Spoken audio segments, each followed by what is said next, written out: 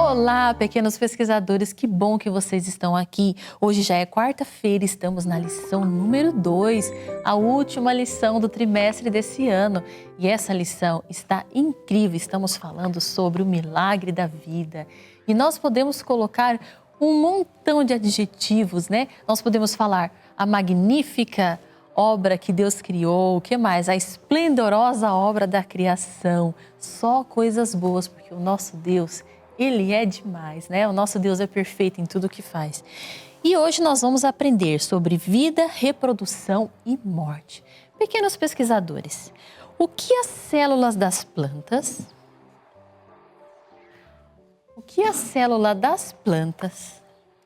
dos animais e dos seres humanos.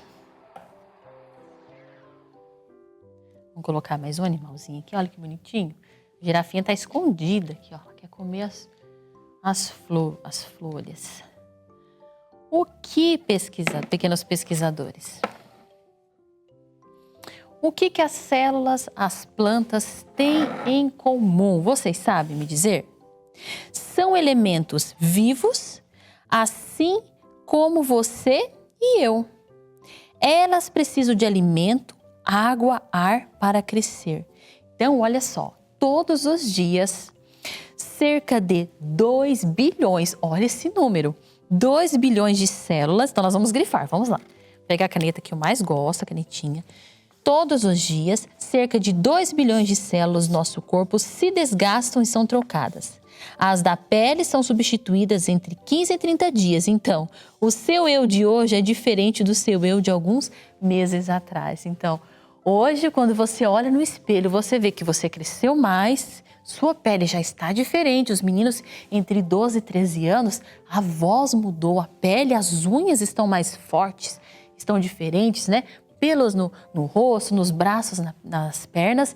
Então, as nossas células, aquelas células quando você era aquele muito bebezinho, já não existe mais, as células vão se renovando. Conforme você vai crescendo, ficando adolescente, depois jovem, depois adulto, as células elas vão se desgastando, morrendo e vai nascendo outras células. Mas como todo ser vivo, as células também morrem. Sabe quando as primeiras células começaram a morrer? Isso é triste, né? Olha só, quando Adão e Eva pecaram, né? No jardim do Éden, quando Adão e Eva desobedeceram ao Criador de todas as coisas, que foi Deus. Daquele momento até agora, por quase 6.000 anos, humanos, plantas e animais têm morrido. Todos os dias, 3 bilhões de células do seu corpo morrem. Por isso que o ser humano é muito difícil atingir o que? 100, 101 anos, né? Quando chega a partir dos 70 anos, o nosso corpo começa a ficar muito frágil, muito. Então, a partir dos 70 anos, as pessoas começam o quê? A ficar mais fracas, né? Então, o nosso Deus ficou muito preocupado com isso. Então, o que ele fez?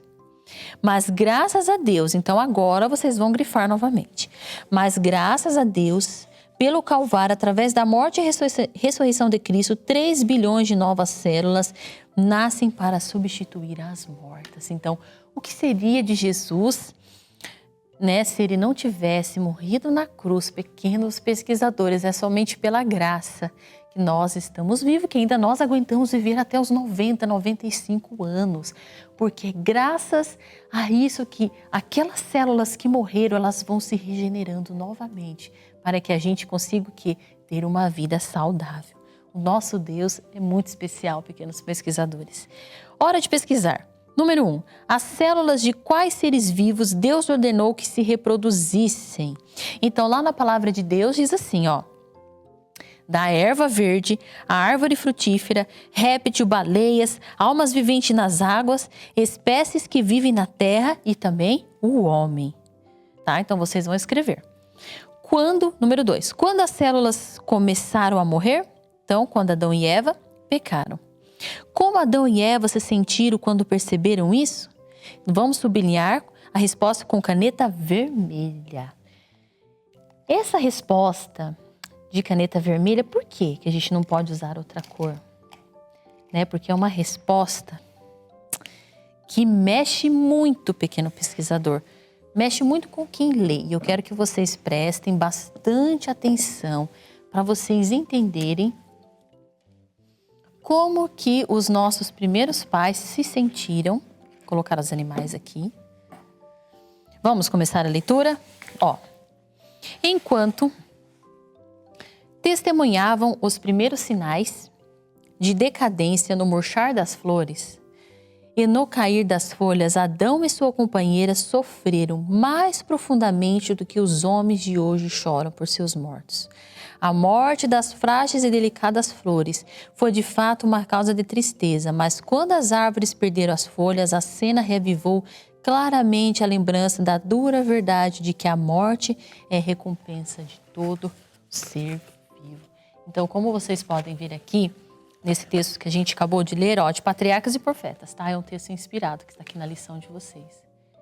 Então, pequenos pesquisadores, quando Adão e Eva, eles notaram, eles viram, né?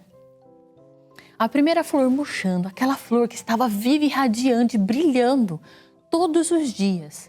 Agora ela estava o quê? Murcha. Não tinha mais vida. E eles olharam as árvores e as folhas começaram a cair. Então eles perceberam, né, que por culpa deles, tudo que Deus criou agora estava ficando o quê? Sem vida. O pecado contaminou cada flor. Então os animais começaram a ficar doentes, os animais começaram, né, a ter raiva. Então tudo foi contaminado, pequenos pesquisadores. Imagina a tristeza de Adão e Eva. Então nós vamos sublinhar aqui, Enquanto testemunhavam, primeira linha, a decadência ao murchar das flores e no cair das folhas, Adão e sua companheira sofreram mais profundamente do que os homens de hoje choram por seus mortos.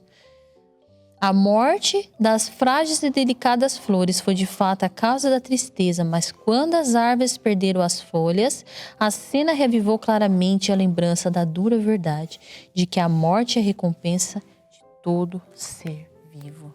Isso é muito triste.